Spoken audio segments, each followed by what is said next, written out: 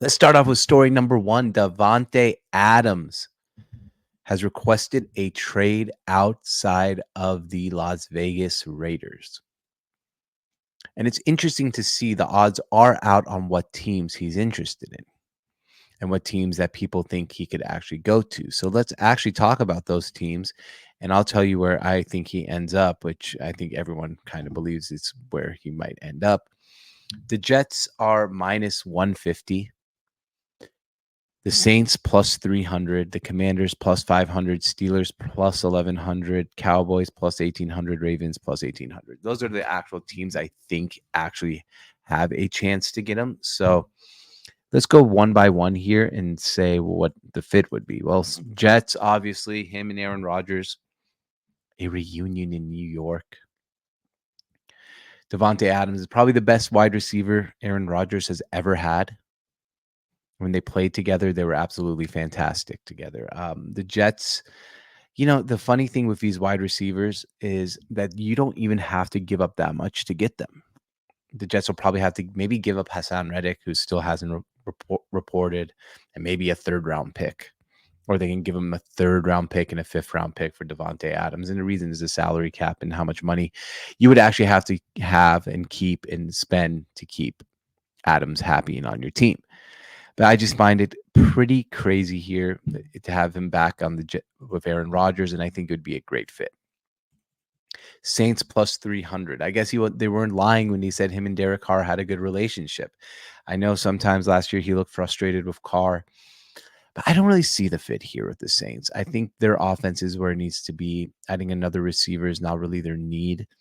I actually think they need to add another like weapon, kind of like, I hate saying Taysom Hill, but as soon as Taysom Hill got hurt, they weren't very good. The Commanders plus 500. Yes, it makes sense because they were in the Brandon Ayuk sweepstakes, and then adding him alongside of Terry McLaurin, and then you have Jaden Daniels throwing them the ball. I could see Davante Adams being really happy there. Steelers plus 1100. Simply not going to happen.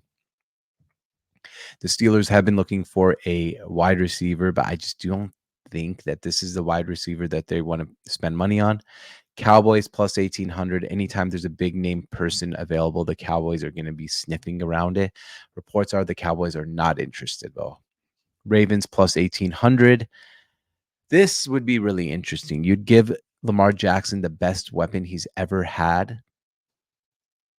I would love to see him on the Ravens. I just don't know if the Ravens organization is the type that would give up a third-round pick and a fifth-round pick to go get Davante Adams.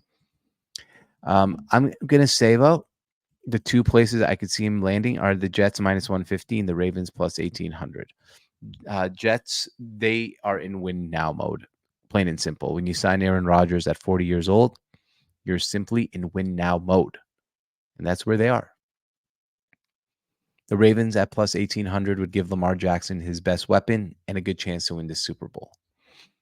But, the thing is here, a lot of people don't see the value in trading for wide receivers. And I used to be like that too, but we've seen wide receivers now become complete game changers in the NFL. Look at Malik Neighbors. He's turned Daniel Jones into a competent quarterback. DK Metcalf is killing it in Seattle. Nico Collins is such a big weapon for CJ Stroud. Maybe wide receivers are a little more valuable than they used to be, especially the new way they play football. We have a lot of intermediate and small throws. Offenses are heavily relying on wide receivers, and they're more than just a fancy sports car now. But I do think that Davante Adams at the end will end up either a New York Jet or Baltimore Raven.